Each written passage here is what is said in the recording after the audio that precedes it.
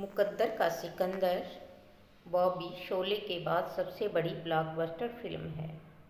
इस फिल्म ने जहां भारत में रिकॉर्ड तोड़ कमाई की, वहां पर सोवियत संघ में भी इस फिल्म ने कमाई का रिकॉर्ड तोड़ डाला और मुकद्दर का सिकंदर बन गई एक ब्लॉकबस्टर मूवी।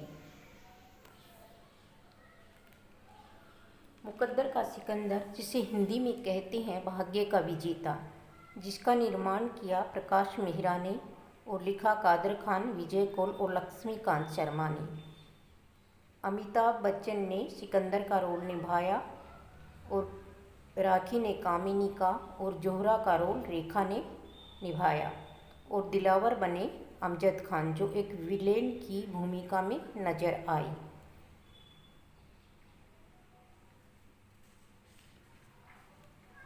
इसका संगीत दिया है कल्याण आनंद जी ने और रिलीज की तारीख 17 अक्टूबर 1978। इस फिल्म का कथानक इस प्रकार से है कि एक अनाथ लड़का होता है। वह बहुत अमीर घराने का व्यक्ति रामनाथ के घर में नौकरी करता है और उसके परिवार में उनकी एक बेटी कामिनी होती है। परंतु रामनाथ के घर में पहले एक घटना घटी होती है। उसकी पत्नी को किसी अनाथ व्यक्ति ने हत्या कर दी होती है, जिसके कारण रामनाथ अपने घर के अनाथ नौकर बालक से नफरत करने लगता है। परंतु रामनाथ की बेटी उससे सहानुभूति रखती है। बाद में इस अनाथ लड़के को फातिमा नामक दयालु औरत गोद में ले लेती है और वह उस बालक का लालन पोषण बड़े ही प्रेम से करती है। वह इस बालक का नाम सिकंदर रख देती है। कामना के जन्मदिन पर जब सिकंदर उसको तोहफा देने की कोशिश करता है तो रामनाथ के घर पर डकैती का आरोप लगा दिया जाता है और रामनाथ सिकंदर की मां को नौकरी से निकाल देता है और फातिमा की मृत्यु हो जाती है और वह सिकंदर के कंधों पर अपनी बेटी मेहरू की जिम्मेदारी डाल जाती हैं।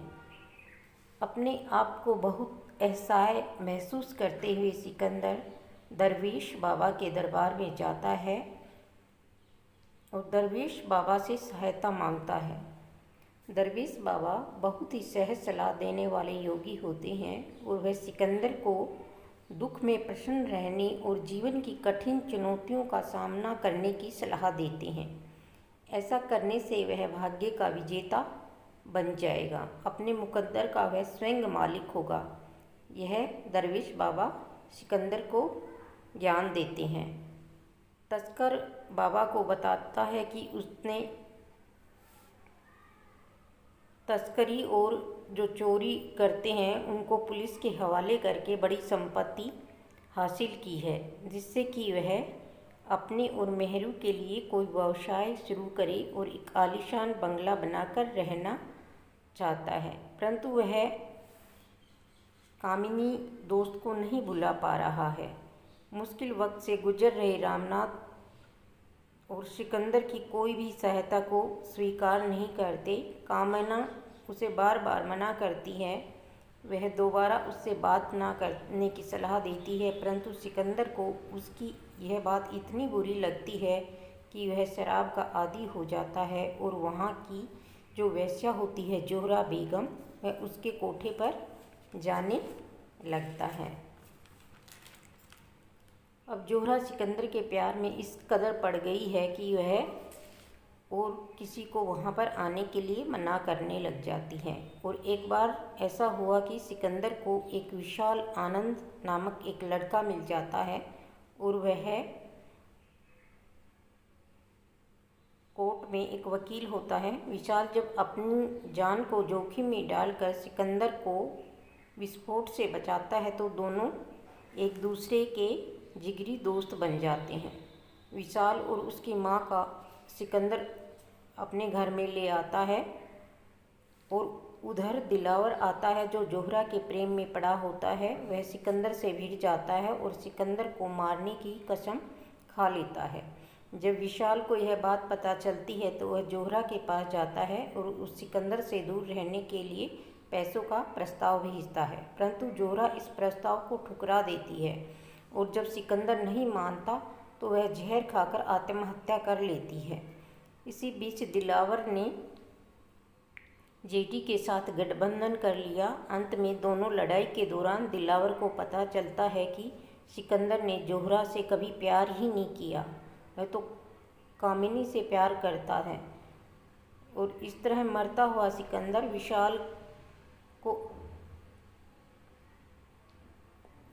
और कामिनी की शादी में पहुंचता है। उसके अंतिम सांस में अनजाने में कामना के प्रति उसके प्रेम को प्रकट कर देता है और वह गीत के माध्यम से गाकर सिकंदर विशाल की बाहों में ही दम तोड़ देता है। इस तरह से सिकंदर बना मुकद्दर का सिकंदर।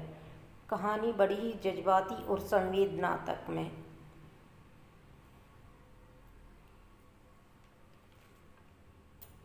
और इस फिल्म के मुख्य गानों को गाया है किशोर कुमार और आशा भोसले ने। इस प्रकार से सामाजिक कुरीतियों पर प्रहार करते हुए यह एक बहुत ही उच्च कोटि की फिल्म है, जिसके मधुर संगीत ने सबको एक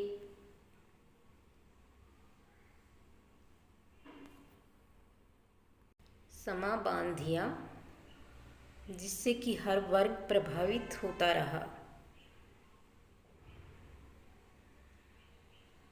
इस प्रकार से अमिताभ बच्चन का और विनोद खन्ना की जोड़ी भी बहुत ही सुपरहिट हुई। इसके बाद से उनका कैरियर बुलंदियों पर छा गया।